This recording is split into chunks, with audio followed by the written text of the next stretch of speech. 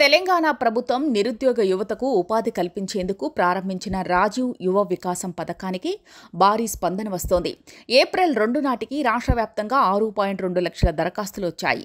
ఈ పథకం ద్వారా ఎస్సీ, ఎస్టీ, బీసీ, మైనారిటీలు, ఈబీసీ, ఈడబ్ల్యూఎస్ వర్గాల వారికి 4 లక్షల వరకు ఆర్థిక సహాయం అందించనున్నారు.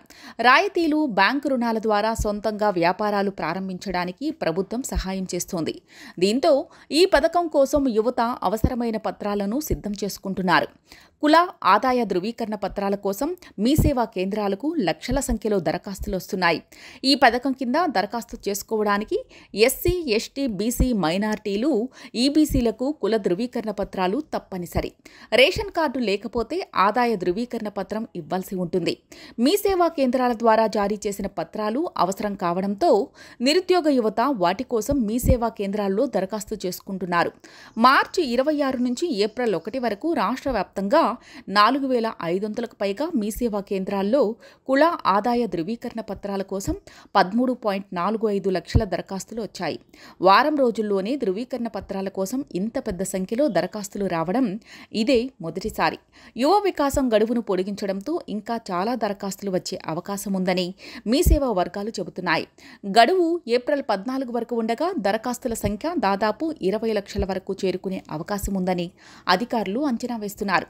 సాంకేతిక సమస్యలు లేకుండా మీ సేవా కేంద్రాల ద్వారా వచ్చిన దరఖాస్తులను వెంటనే ఎంఆర్ఓ లాగిన్లోకి పంపుతున్నారు. గత 7 రోజుల్లో వచ్చిన వాటిలో దాదాపు 6.2 లక్షల దరఖాస్తులను అధికారులు ఆమోదించారు. మిగిలిన దరఖాస్తులను కూడా త్వరగా ఆమోదించేందుకు అధికారులు ప్రయత్నాలు చేస్తున్నారు. రాజీవ్ యువ వికాసం పథకం సబ్సిడీ వివరాలు: 50,000 వరకు యూనిట్ ధర ఉంటే 100% రాయితీ ఉంటుంది. లబ్ధిదారులు డబ్బులు కట్టాల్సిన అవసరం లేదు. ప్రభుత్వమే ఆ మొత్తాన్ని రాయితీగా ఇస్తుంది. 50,001 నుంచి ₹1,00,000 వరకు యూనిట్ ధర ఉంటే 90% వరకే రాయితీ ఉంటుంది. లబ్ధిదారులు 10,000 తన సొంత డబ్బుతో కట్టాల్సి ఉంటుంది.